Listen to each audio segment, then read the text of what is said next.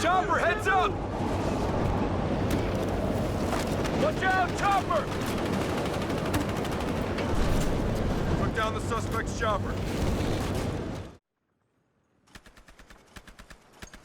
Hey guys, The Rock here, and today I'm going to talk about my opinions on the Battlefield Hardline Beta. Overall, I think the beta was a smooth gameplay experience and had a better delivery than the Battlefield 4 beta and the Battlefield 4 launch. However, we have to keep in mind that Hardline is basically the shell of Battlefield 4 with a new spin, so all the kinks should have been worked out by now anyways.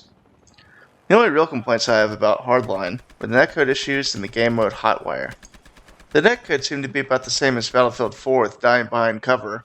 Also, the bullet impacts that I dealt other players seemed fairly spot on with a few exceptions, but the damage I took was not so. Oftentimes I found it difficult to figure out where I was being shot from, and I seemed to die from a single shot from my perspective fairly often. The other issue was Hotwire. While I think the game mode has some potential as a more casual experience in Hardline, I don't think there's enough incentive to play the objective. Too many players are roaming around the map looking for kills and not trying to stop the enemy's capture vehicles, or capture vehicles themselves. Also, the downtown map didn't work very well for the game mode as there are too many choke points existing for players to use breaching charges for passing cars.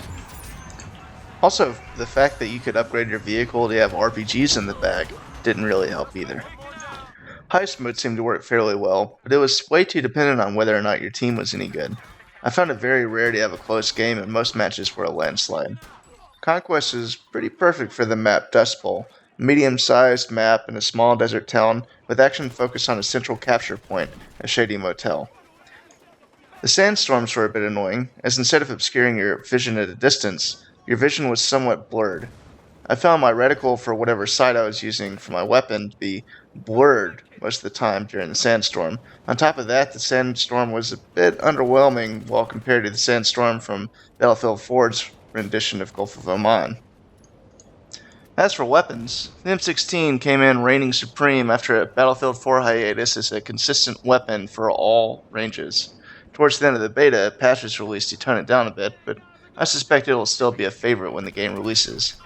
There were several weapons that were unbalanced in the beta to include the K-10 SMG from the mechanic class that fired 1,200 rounds per minute with laser beam hipfire accuracy, low recoil and a 34 damage for close range, but suffering slightly from a low magazine size, a gun I'm sure will be patched by the time the game finally releases, and the Magnum rounds for sniper rifles. Toward the end of the beta, the 338 Magnum rounds, they were patched, but I didn't get to try them in that state. I did try them, though, when they killed in one shot to the chest at 60 meters and ripped through helis like butter, and it was absolutely game-breaking. Overall, I enjoyed the beta, and I'm looking forward to the full release, a way I didn't feel prior to the beta. Some will say this game isn't true to Battlefield, and it's just a reskin of Battlefield 4, but honestly, it's pretty fun, and that's what gaming's all about.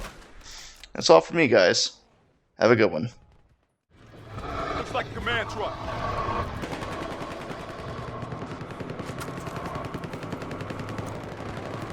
Looks like a command truck. Got that one.